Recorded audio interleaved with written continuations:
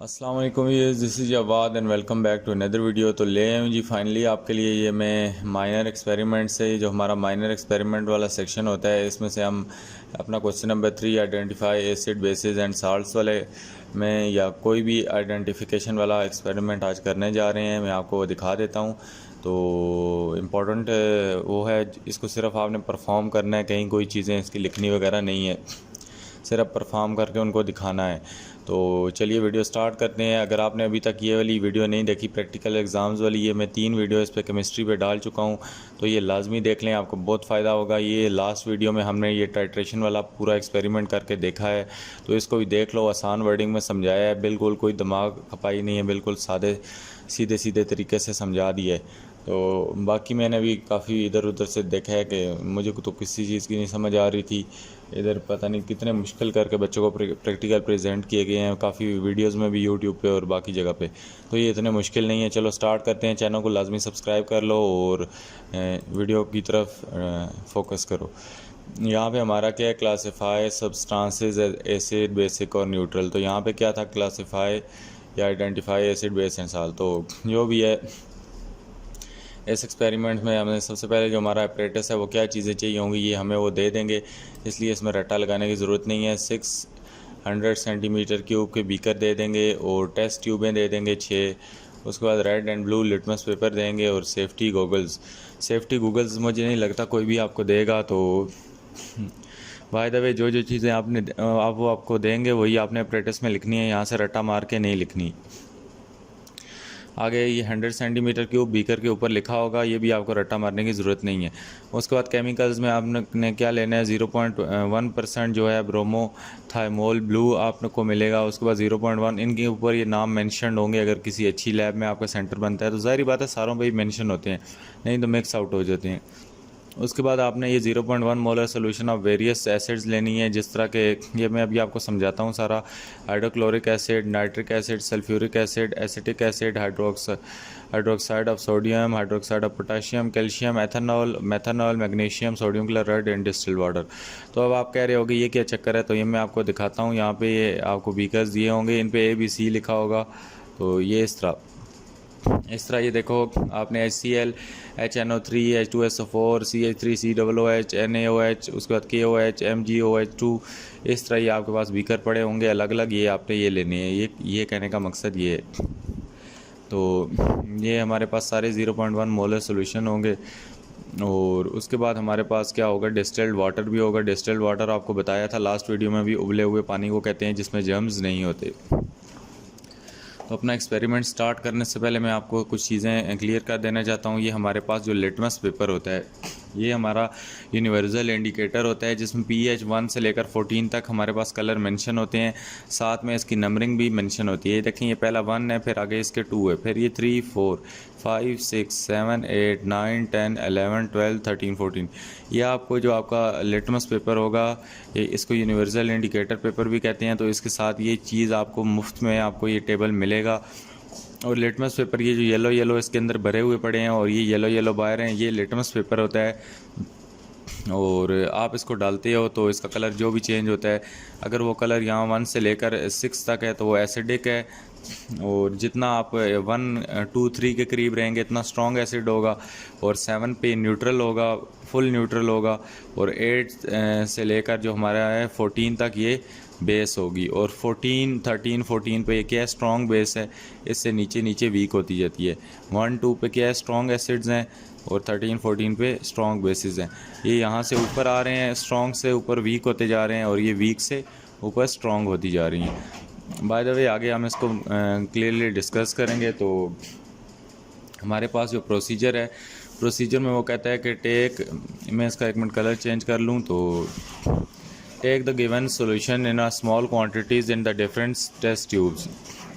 तो आपने सारी सॉल्यूशन को टेस्ट ट्यूब में ले लेना है या बीकर में ले लेना है, जिसमें वो आपको जो चीज़ें प्रोवाइड करेंगे उसमें ले लेना है। ये हमने टेस्ट ट्यूबें यहाँ पे ले ली और इनमें डिफरेंट कलर के हमने सॉल्यूशन ले लिए। तो यहाँ पे वो बीकर भी आपको देगा, जिस तरह मैंने आपको बीकर्स दिखाए हैं। तो इसमें कोई मसला नहीं है, जिस मर्ज़ी में डिप करें, क्योंकि इधर इतने बड़े बड़े लिटमस पेपर ये जो होते हैं ये नहीं होते। उसके बाद यहाँ पे कहता है write the names of solution the test tube with marking pencil. तो नेम यहाँ पे ए लिखा होगा, यहाँ पे बी लिखा होगा और यहाँ पे लिखा होगा सी और यहाँ पे डी वगैरह इस तरह चीज़ें लिखी होंगी। तो आपने इस तरह उनको नेम्स देने हैं, जिस तरह यहाँ पे आपको ये है, ये CaSO4 है, उसके बाद ये Cl H2O, ये आपने नाम खुद लिखने हैं, इस पे ABC लिखी होगी या तो खाली पेज छोड़ दिए जाएंगे। उसके बाद ये भी आप देख लें, इस तरह आपने इनके ऊपर नाम लिख लेने हैं, जो भी उन्होंने खाली पेपर इसके ऊपर चिपकाया होगा आपने नाम लिखने हैं, किस में आपने HCl डाला, किस में HNO4 डाला, H2SO4 डाला वगैरह वगैरह। तो यहाँ पे हम आगे चलते हैं। तो क्या कहता है कि ये हमने फिर दूसरे स्टेप में क्या काम कर लिया, सारों सॉल्यूशंस की टेस्ट ट्यूब पे नाम लिख दिया पेंसिल से। उसके बाद कहता है डिप, ये रट्टा मारने की ज़रूरत नहीं है, एक बार समझ लो तो अपनी वर्डिंग में भी इसको लिख सकते हो। उसके बाद कहता है dip red blue litmus paper. तो अभी ये लिटमस पेपर भी मैं आपको बता देता हूँ क्या होते हैं। लिटमस पेपर हमारे पास ये होते हैं, ये हमारे पास ब्लू और रेड में होता है। ब्लू और रेड लिटमस पेपर होते हैं। ब्लू को अगर आप किसी सॉल्यूशन में डालो और वो क्या हो जाए, रेड हो जाए, तो वो क्या होती है, एसिडिक होती है। और अगर रेड को आप डालो किसी भी ऐसी सॉल्यूशन में जो भी है वो अगर ब्लू हो जाए तो वो क्या होती है, बेस होती है। तो लिटमस पेपर दो कलर्स में आता है, एक कलर उसका क्या होता है, ब्लू होता है और एक रेड होता है। अगर ब्लू वाले को डालो और वो अपना कलर चेंज कर जाए तो वो एसिड होता है, और रेड वाले को डालो और वो अपना कलर ब्लू में चेंज कर जाए तो वो बेस होती है। बाय द वे हमने डिप कर दिया red blue litmus paper and paper turn into the each of solution. इसको हमने जो रेड ब्लू लिटमस पेपर थे इनको बारी बारी सारी सॉल्यूशंस में डालना शुरू कर दिया। उसके बाद the solution which turns the blue litmus paper, ये जो क्या करती है, ब्लू को किस में कन्वर्ट करती है, रेड में। ब्लू को जिसने रेड में किया वो क्या हुई, एसिडिक। ब्लू को जिसमें रेड ब्लू लिटमस पेपर को जिसने रेड में कर दिया वो क्या हुई, एसिडिक। तो यहाँ पे ही आपको मैंने पिक्चर भी दिखाई है, हमने ब्लू डाला तो इसमें इसने क्या नीचे कर दिया, रेड हो गया नीचे से, तो ये क्या हो गई, acidic. Blue litmus paper turns red. तो आगे देखते हैं वो क्या कहता है।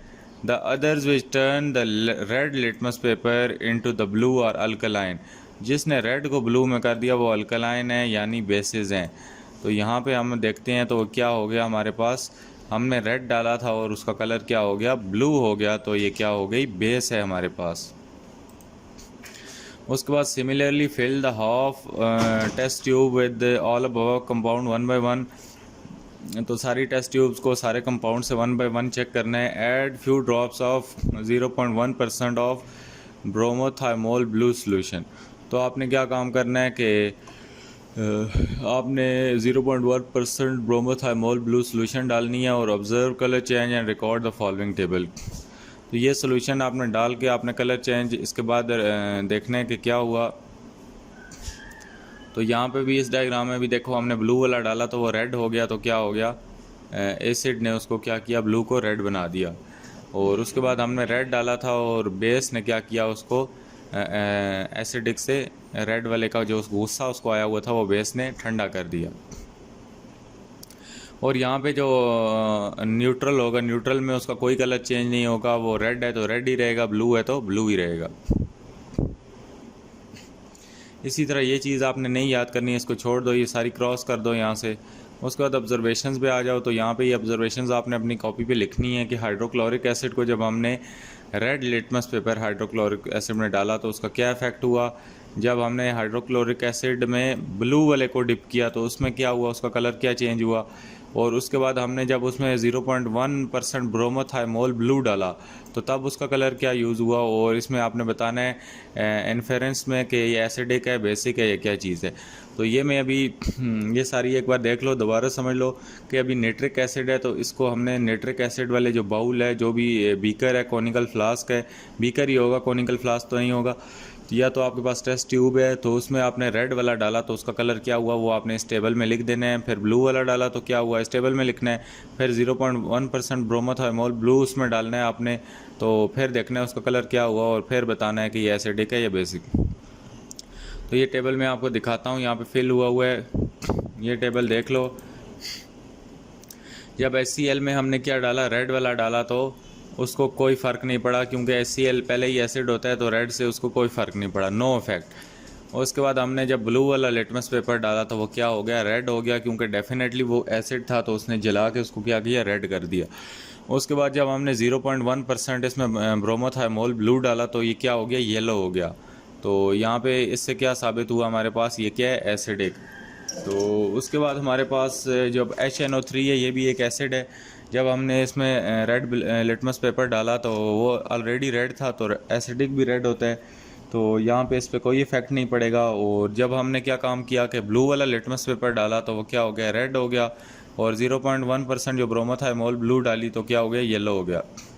उसके बाद H2SO4 भी एसिड है, तो रेड पे ज़ाहिर बात है उसको कोई इफेक्ट नहीं होगा। ब्लू लिटमस पेपर जब हमने उसमें डिप किया तो वो येलो हो गया, और इन्फेरेंस हमारे पास है कि वो एसिडिक है डेफिनेटली। उसके बाद CH3COOH भी हमारे पास एसिड है, इसका भी रेड जब डालेंगे तो वो रेड ही रहेगा, कोई इफेक्ट नहीं होगा।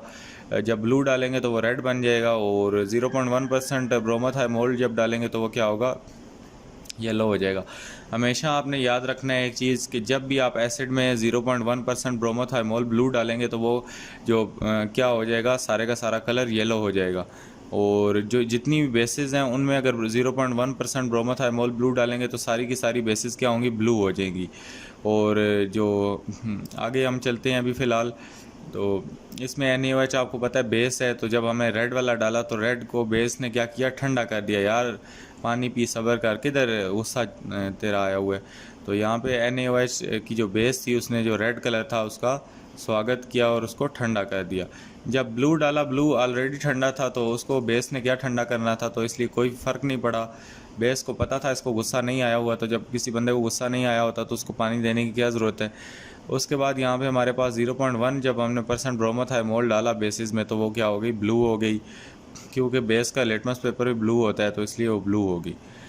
और यहाँ पे बेस है, बेस है, बेस है। ये KOH भी बेस है, और MgOH में भी यही किया कि जब ब्लू रेड डालेंगे तो उसको गुस्सा ठंडा करके उसको ब्लू कर देगी, और उसके बाद हमारे पास जो ब्लू थी उसमें कोई फ़र्क नहीं पड़ेगा। उसके बाद हमारे पास ये जो आगे हैं ये CH3OH, C2H5OH, NaCl और H2O, ये साल्ट्स हैं, न्यूट्रल साल्ट्स हैं हमारे पास। तो इनमें जब हम रेड डालेंगे कोई फ़र्क नहीं पड़ेगा। उसके बाद ब्लू लिटमस पेपर डालेंगे तो वो ब्लू ही रहेगा।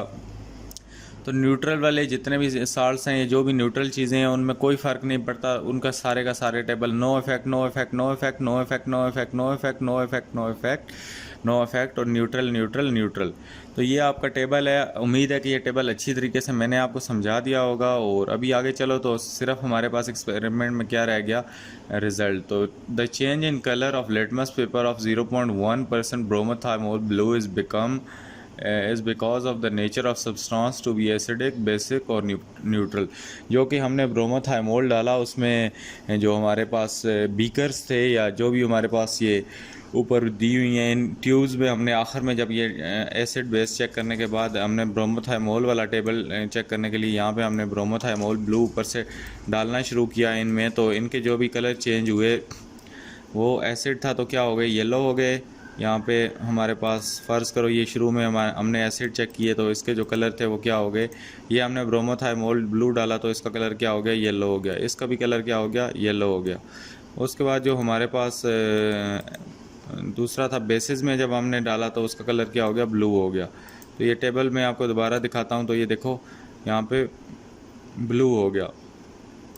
और जब हम यहाँ पे न्यूट्रल था, ये न्यूट्रल है, इसमें हम ब्रोमोथाइमोल ब्लू डाली जा रहे हैं, तो यहाँ पे इस पे ऊपर कोई फ़र्क नहीं पड़ा। ये इसमें मैं ब्रोमोथाइमोल ब्लू ऊपर से डाली जा रहा हूँ, यहाँ पे इस पे कोई असर नहीं पड़ा क्योंकि ये क्या है, न्यूट्रल है।